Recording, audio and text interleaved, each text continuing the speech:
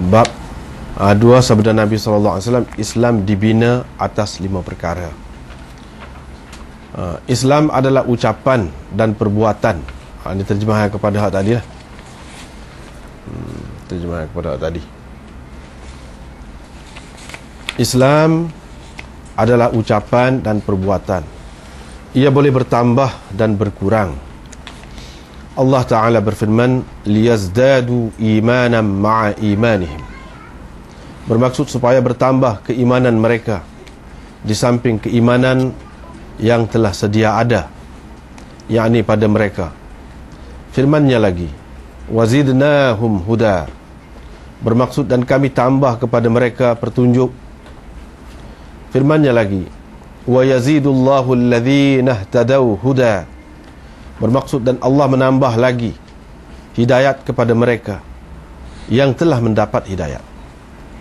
Firman-Nya lagi, walladzina ihtadaw zadahum hudan wa atahum taqwahum. Bermaksud dan kepada orang-orang yang telah mendapat hidayat ditambahnya lagi hidayat dan diberinya kepada mereka ketakwaan.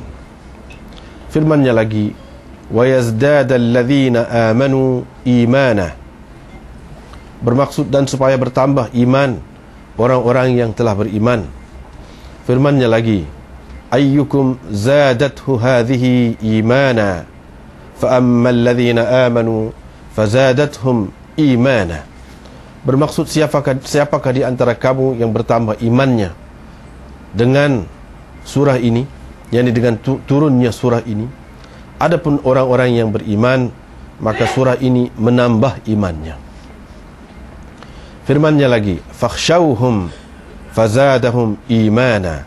Bermaksud orang-orang munafik berkata, takutlah kepada mereka, yakni pasukan tentera kufar Quraisy. Maka kata-kata itu semakin menambahkan lagi iman mereka. Firman-Nya lagi, wa ma zadahum illa imana. Bermaksud tidaklah menambah kepada mereka melainkan keimanan dan penyerahan. Bab cinta, cinta kerana Allah. Ini mana dia bersambung lagi lah. Wal hubbu fillah, yani bab al hubbu fillah, yani wow tu ataf kepada qaulun Nabi sallallahu alaihi wasallam. Begitulah.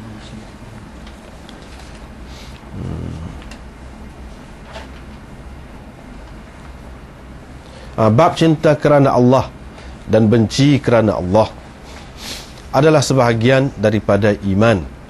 Umar bin Abdul Aziz pernah menulis surat kepada Adi bin Adi, di mana beliau menyatakan bahawa di dalam iman terkandung banyak kewajiban, peraturan, batas-batas dan perkara-perkara sunat.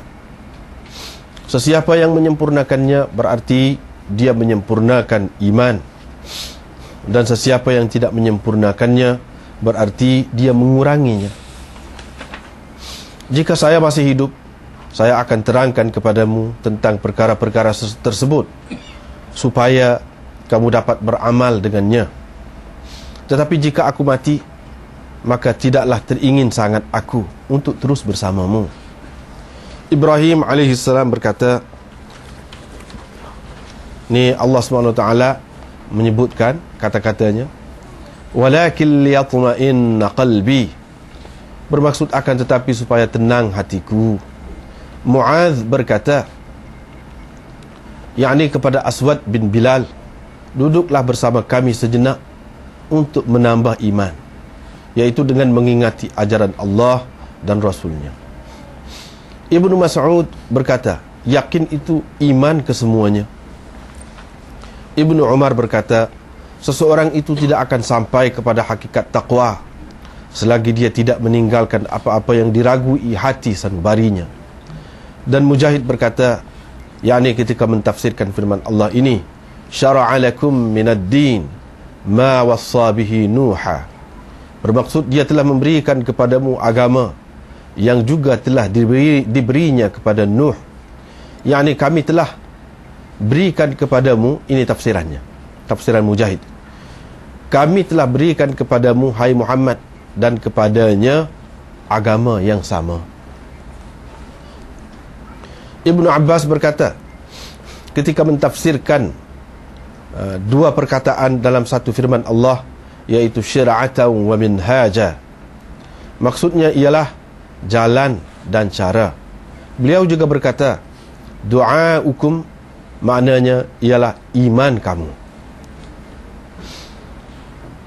Dengan sanadnya Imam Bukhari meriwayatkan, Ubaidullah bin Musa telah meriwayatkan kepada kami, katanya Hanzalah bin Abi Sufyan telah meriwayatkan kepada kami dari Ikrimah, yakni diambilnya dari Ikrimah bin Khalid dari Ibni Umar radhiyallahu anhu, katanya Rasulullah sallallahu alaihi wasallam bersabda, Islam dibina atas 5 perkara, yaitu bersaksi bahawa sesungguhnya tiada Tuhan melainkan Allah dan Nabi Muhammad itu adalah utusan Allah, mendirikan sembahyang, memberi zakat, mengerjakan haji dan berpuasa di bulan Ramadan.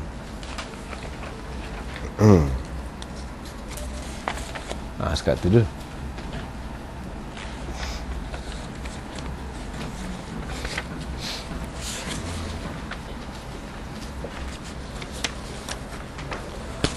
Sebelum pada ni kita telah baca dah dan bincang dah tentang Kitabul Wahyi, bab wahyu. Dan Imam Bukhari memulakan kitab dia ni dengan bab wahyu. Kita berpanggil wahyu juga. Bab wahyu, perbincangannya sudah berlalu. Kenapa Imam Bukhari mulakan dengan Kitabul Wahyi? Itu sudah bincang dah. Sudah dijelaskan sebelum pada ini. Cuma di sini nak diceritakan ialah kenapa pula Imam Bukhari ni buat selepas daripada Kitabul Wahyi, Kitabul Iman. Lepas Kitabul Iman, Kitabul Ilmu, cerita pasal ilmu pula. Lepas tu dia ada turutan dia lah. Kenapa selepas daripada Kitabul Wahyi, Kitabul Iman dulu, lepas tu seterusnya.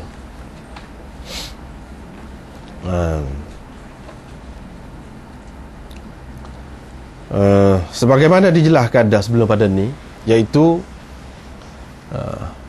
segala-galanya agama ni berkait dengan agama, sama ada yang berhubungan dengan i'tiqadiyat, orang panggil perkara-perkara yang berkait dengan akidah, ataupun amaliyat yang berkait dengan amalan, berupa amalan, semuanya berpunca daripada wahyu. Tidak ada yang tidak berpunca daripada wahyu. Baru sah apabila ia terbukti berdasarkan wahyu. Ia tidak semata-mata dicipta ataupun lahir daripada akal. Tidak, sama sekali tidak. Bahkan berdasarkan wahyu. Dalam banyak-banyak ajaran wahyu tu, banyak-banyak kandungan wahyu tu, hak paling penting sekali, hak paling mustahak sekali ialah iman. Itu hak paling tinggi. Hak paling penting dan paling mustahak sekali daripada kandungan wahyu tu. Bila-bila pun, bukan di zaman Nabi kita ni, zaman umat dia saja, bahkan sebelum pada ni pun, daripada Nabi Adam lagi, yang paling pentingnya ialah iman. Dan iman itu terbukti melalui apa? Melalui wahyu. Itu dia nak cerita. Iman ni, yang kita nak beriman lagu ni, dia berdasarkan apa? Berdasarkan wahyu. Banyaklah ajaran wahyu tu hak penting-penting, tetapi tak ada sepenting iman ini. Sebab apa? Kalau tak ada iman ni, hak lain tak jadi belaka. Hak lain tak jadi belaka. Dalam Quran banyak disebutkan mana kalau tak ada iman, serupa dengan abu yang ditiup angin. Kalau tak ada iman, amalan orang-orang kafir, dalam Quran ada disebut dah. Walau bagaimana baik sekalipun, nampak macam apa? Macam fata morgana daripada jauh, macam air, nampak air. Bila pergi tak ada apa satu.